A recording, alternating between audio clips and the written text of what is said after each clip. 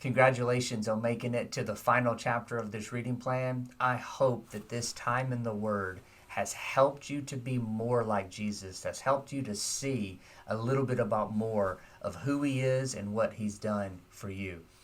Please don't let this be the last book that you read. Get in the habit of reading daily, and I promise you, it will change your life. It's how you grow in your relationship. It's how you get closer to God. So please continue to read.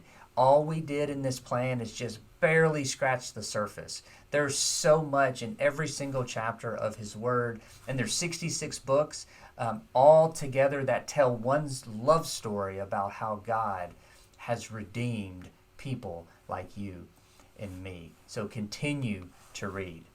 Now, in this chapter, in verse 6, the angels tell the ladies looking for Jesus, He is not here, for He is risen.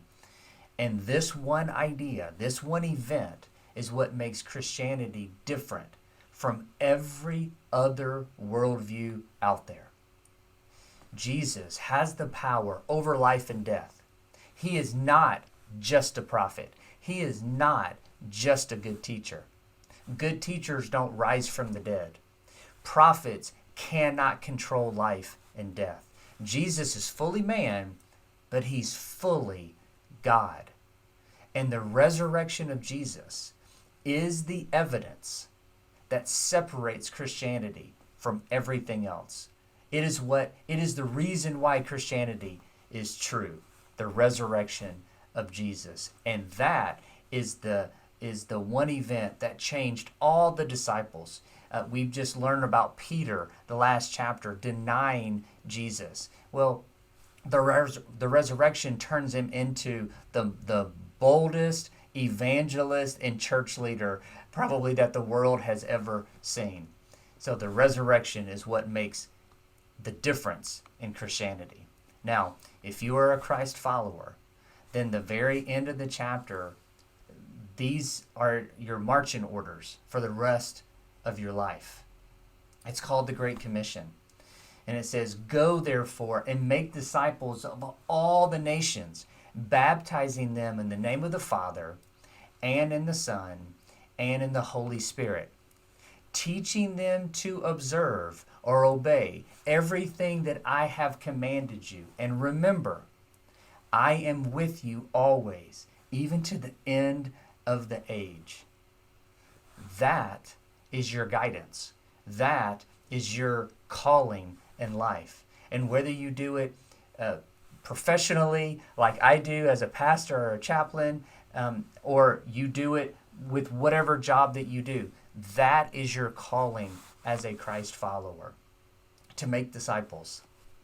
Not just converts, not just to share the gospel, even though that's a big part of it. It's to make disciples, helping them to see who Jesus is, what He taught, helping them to obey and observe what Jesus taught.